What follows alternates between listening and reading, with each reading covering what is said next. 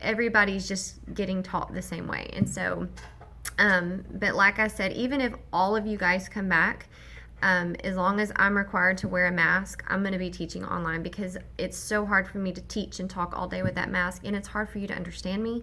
So I'm going to do that the best I can for as long as I can until they tell me I can take the mask off. And so when I can take the mask off, then I'll be teaching like normal. But anyways, just it's going to be a different year, so just hang on and just be prepared for a crazy ride. So couple of things. I know that y'all are different at home, but there's still some things that I want y'all to be able to have.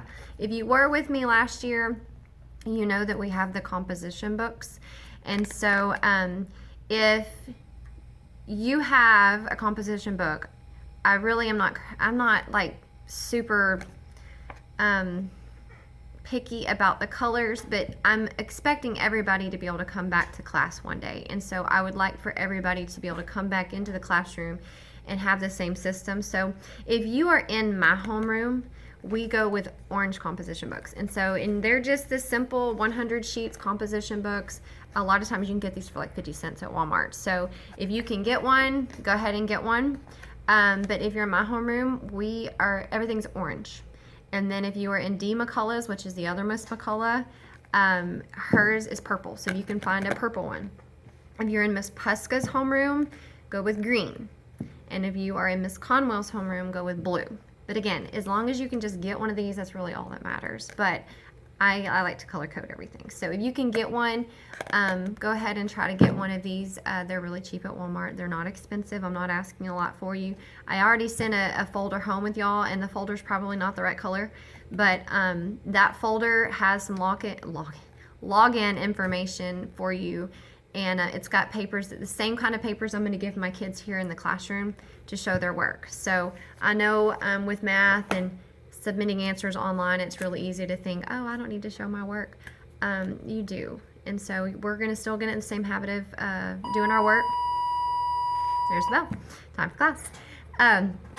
But that way, if you get a bad grade on assignment and you ask me, Miss McCullough, what did I do wrong on number 2? Well, I don't know, but this is how it should have worked. This is what it should have looked like. But if you don't have any work to look back on, how in the world are you going to know what to fix?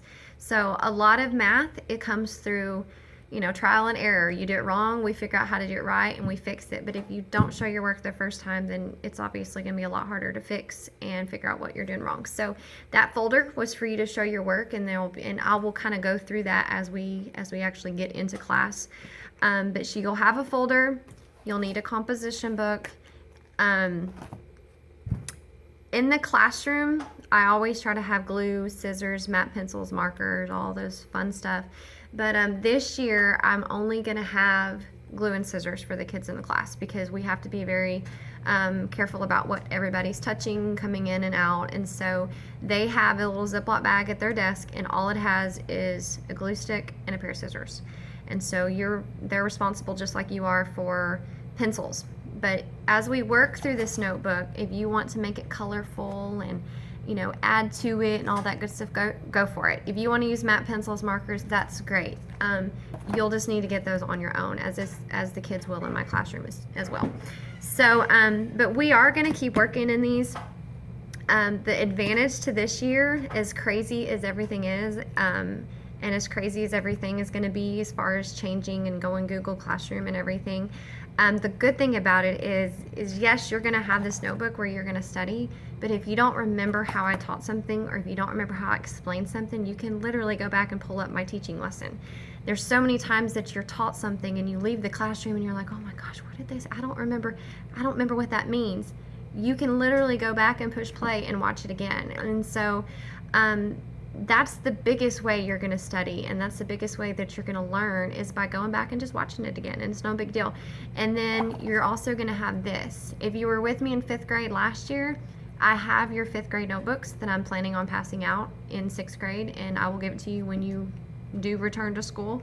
But then as 6th graders, your notebook will follow you to 7th grade. So I'm already given all the 6th grade notebooks to the 7th grade teacher, and so that way they can still kind of remember what we did last year and some of those vocabulary terms. And so just to help y'all through.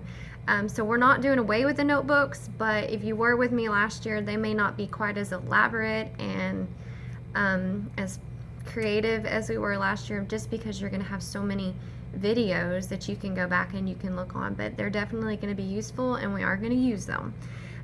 You'll hear me in the first day presentation, you're going to hear me talk about checkbooks. Those of you, again, that were with me last year, this is going to be familiar to you. We've used these before, and this is actually what we're going to spend the first week of school actually doing. One of the things that you were required to learn in 4th grade was, addition and subtraction. In 5th grade, you have to learn addition and subtraction. And so I talked to Miss Huffstetler. One of the biggest weaknesses for 4th graders that are coming into 5th grade was the subtracting from 0. And so we're going to use that as a way to cover some things from last year and learn some of the finance part of things that you should have learned in 4th grade, and we're going to tie it into 5th grade. So we're going to kind of lump 4th and 5th grade in together at the very beginning, as well as lumping 5th and 6th grade together in the very beginning. There's a lot of things you have to learn in 5th grade that kind of carry over into 6th grade, and so we're just going to kind of put a lot of things together. But one of the biggest things between 5th and 6th grade is balancing a checkbook and understanding what a deposit is, what a withdrawal is. What does that mean as far as how much money you have or how much money you don't have?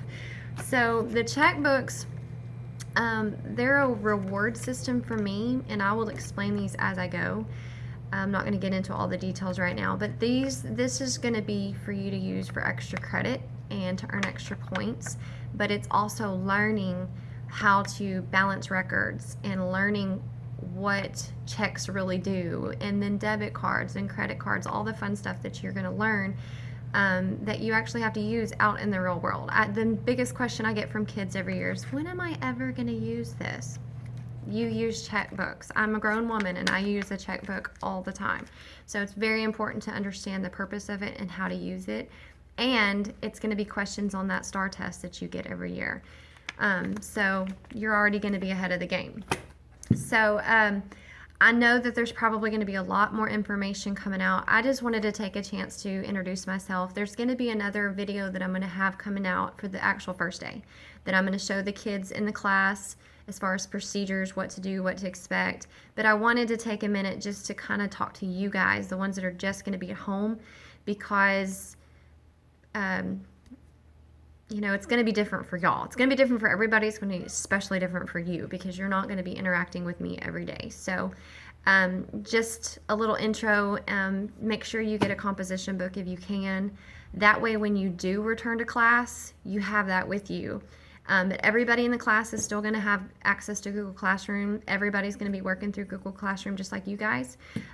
There will be some things that my kids in class will turn in as paper, or y'all will turn in, obviously on the computer. But in the event that we have to shut down and we have to go remote, that way everybody's prepared for it.